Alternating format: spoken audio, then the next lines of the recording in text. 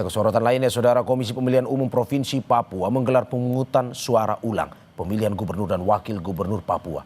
PSU diikuti lebih dari 750.000 pemilih yang tersebar di 8 kabupaten dan 1 kota. PSU Pilgub Papua digelar Rabu 6 Agustus 2025. Sejumlah TPS di Jayapura mulai dibuka pukul 7 waktu Indonesia Timur. Diawali dengan pemeriksaan kelengkapan TPS berupa kotak suara, surat suara, dan pengambilan sumpah petugas KPPS. Warga yang memiliki hak suara mencoblos di 2023 TPS yang tersebar di 105 distrik, 993 kelurahan dan desa di 8 kabupaten dan 1 kota.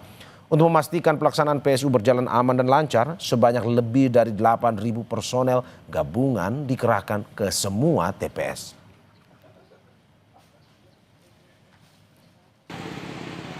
Sementara itu, Badan Pengawas Pemilu Bawaslu Papua mengimbau paslon dan tim sukses hingga masyarakat menjaga integritas selama pemilu berlangsung. Ketua Bawaslu Papua Hardin Halidin bilang paslon hingga masyarakat untuk tidak melakukan kampanye terselubung hingga politisasi selama PSU. Bawaslu juga meminta KPU memastikan pendistribusian logistik hingga PSU berjalan sesuai waktu yang ditetapkan.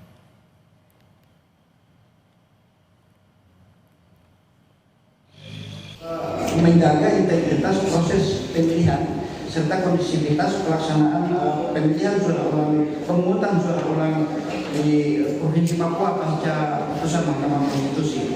Kita semua berkomitmen, sebelum puji Tuhan itu setiap pasangan calon kemudian berkomitmen untuk kemudian menjaga proses dan integritas penyelenggaraan pelaksanaan pemungutan suara ulang untuk kita jaga bersama-sama. Saudara, kita pantau situasi terkini dari pemungutan suara ulang pemilihan gubernur Papua bersama jurnalis Kompas TV, Vindi Rahmeni di Jayapura, Papua. Vindi, selamat pagi. Bagaimana antusias masyarakat di sana memberikan suara ulang dari laporan yang Anda berikan? Ya, selamat pagi Mario dan juga saudara.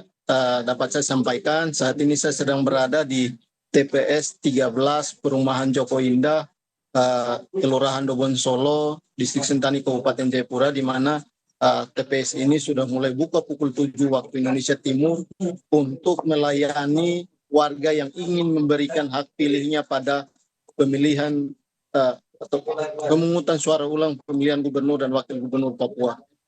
Dari antusiasme warga yang kami perhatikan di beberapa TPS, memang jumlah pemilih atau jumlah warga yang datang untuk memberikan hak pilihnya cukup menurun dibanding dengan pemilihan pada bulan November lalu.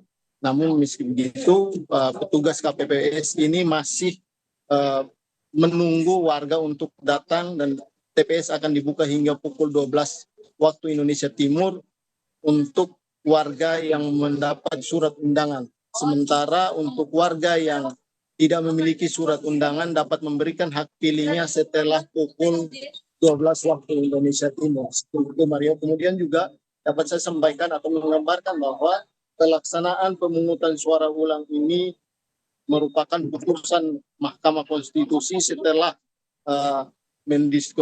mendiskualifikasi calon wakil gubernur nomor urut 1 yakni Yeremias Bisai karena kedapatan atau terbukti memalsukan surat keterangan domisili pada saat pendaftaran untuk maju sebagai calon wakil gubernur Papua pada 2024 lalu. Sehingga memang atas keputusan ini, maka pasangan atau calon gubernur nomor urut 1, kami Ben Hurtomimano kemudian melakukan pergantian dengan memilih Konstan Karma sebagai wakil gubernur untuk mendampingi pada pemungutan suara ulang yang berlangsung pada 6 Agustus 2025 hari ini. Mario.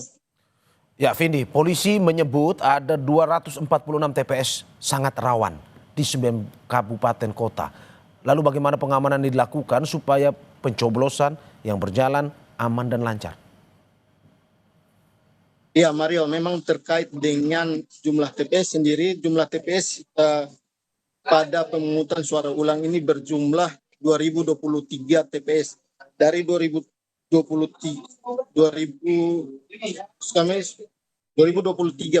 TPS ini terdapat 600 TPS yang dinilai rawan, sehingga memang ini menjadi perhatian serius dari aparat keamanan TNI Polri, sehingga memang untuk TPS yang dinilai rawan ditempatkan personil 2 hingga 3 personil per TPS. Sementara untuk TPS yang tidak rawan hanya ditempatkan 1 personil seperti itu. Ini penempatan personil ini merupakan komitmen dari aparat keamanan untuk memastikan bahwa pelaksanaan pemungutan suara ulang pemilihan gubernur Papua ini berjalan aman dan lancar. Mario. Terima kasih Vindi Rakmeni atas laporannya dari Jayapura, Papua. Selamat bertugas kembali.